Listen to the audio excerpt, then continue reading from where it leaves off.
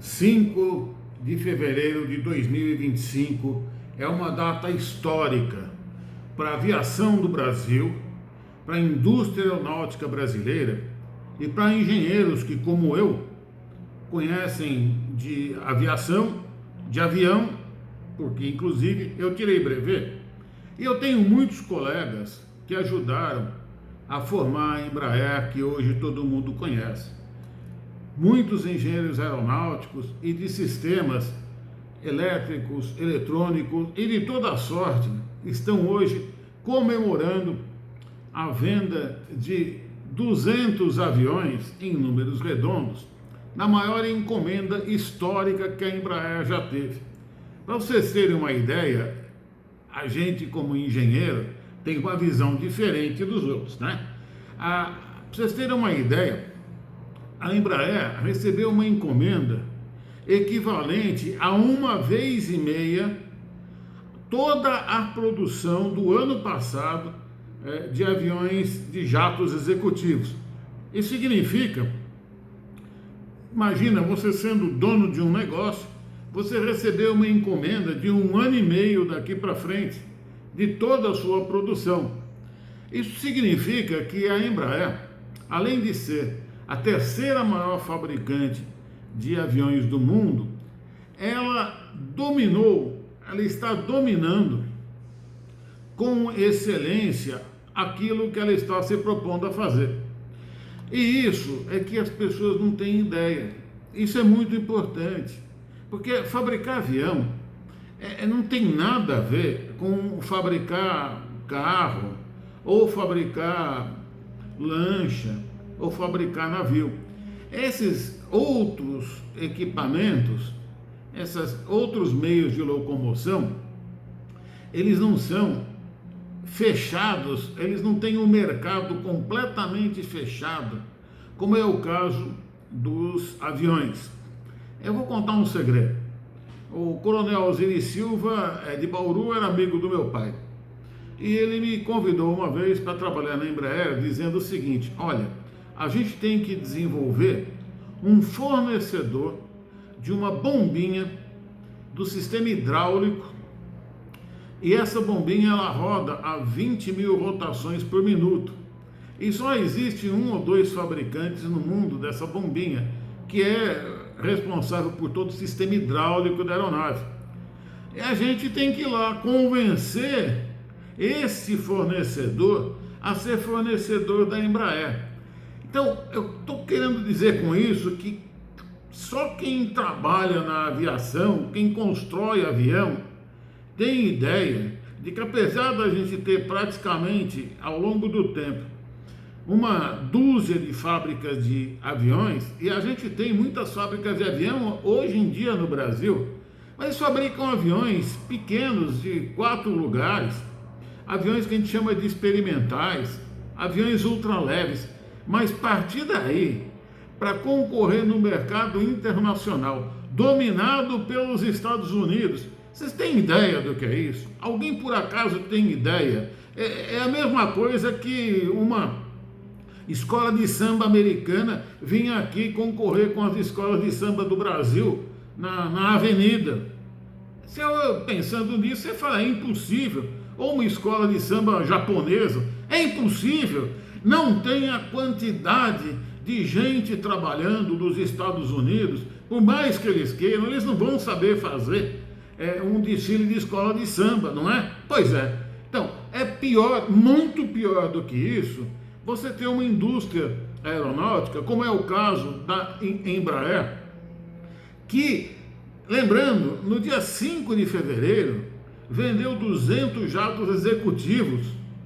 E não tem outras fábricas de jato executivo? Bom, nos Estados Unidos tem inclusive a Bombardier, mas o Brasil ganhou um contrato enorme. Ele já é a terceira maior indústria de aviões do mundo.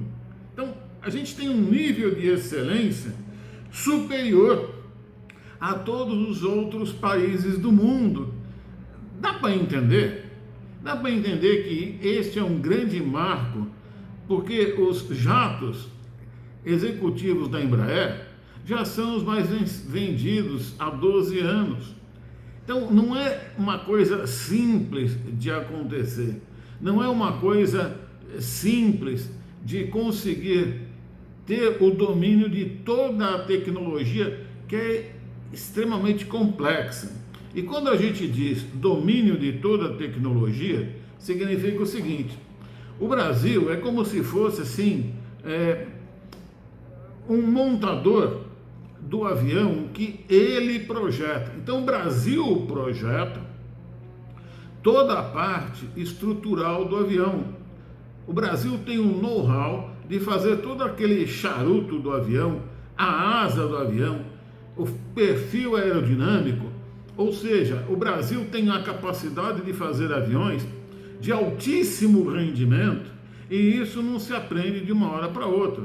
A indústria aeronáutica brasileira começou em 1969, e é interessante porque a gente já começou aproveitando aquilo que o brigadeiro Casimiro Montenegro trouxe da Alemanha através de um projetista alemão que já tinha uma pequena fábrica na Alemanha. Então nós partimos de um conhecimento de um país que já tinha algum conhecimento, e em 1969 nós construímos uma indústria completamente fora do eixo mais importante do mundo, que é a Europa e Estados Unidos. Pois bem, 1969 para cá são 56 anos, é muito pouco tempo para entrar numa área que não só é dominada por outros povos, que têm muito mais recursos do que a gente. Se eles quisessem, eles acabavam com a nossa indústria. Por quê? Como assim?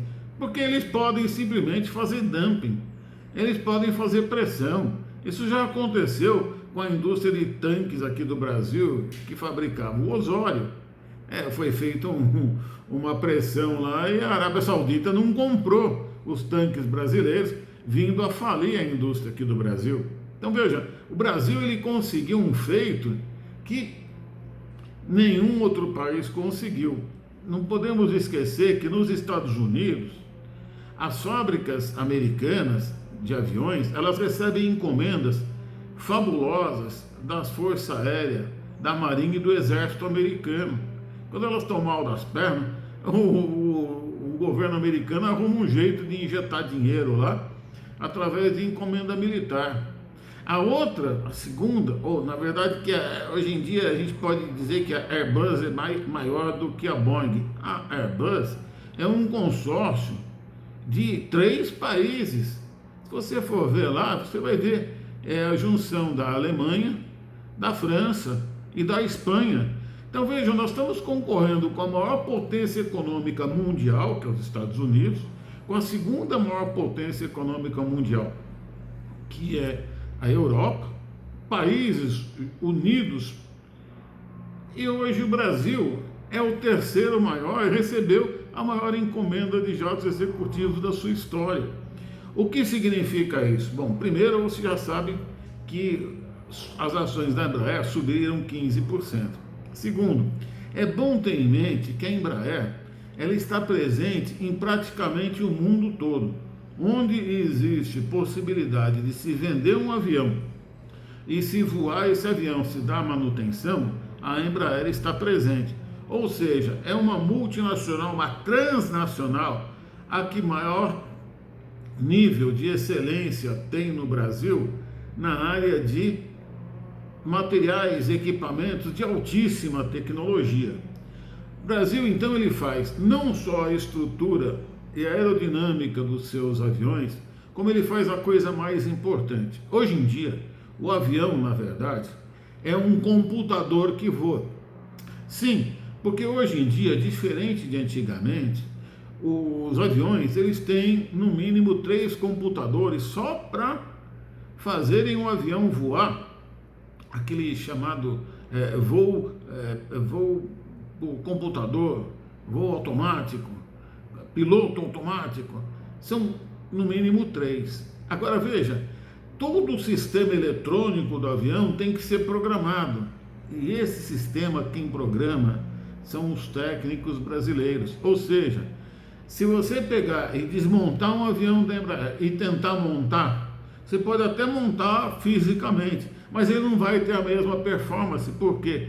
Porque tudo aquilo que é software que vai nos aviões, que é o software mais importante, é nacional, é brasileiro, é patente brasileira. É a empresa que mais tem patentes do Brasil no mundo é a Embraer.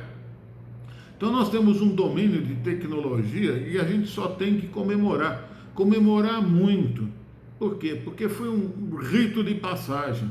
Um rito de passagem que significa o seguinte: nós temos a indústria aeronáutica de aviões madura, de excelência e reconhecidamente melhor do que a dos outros países.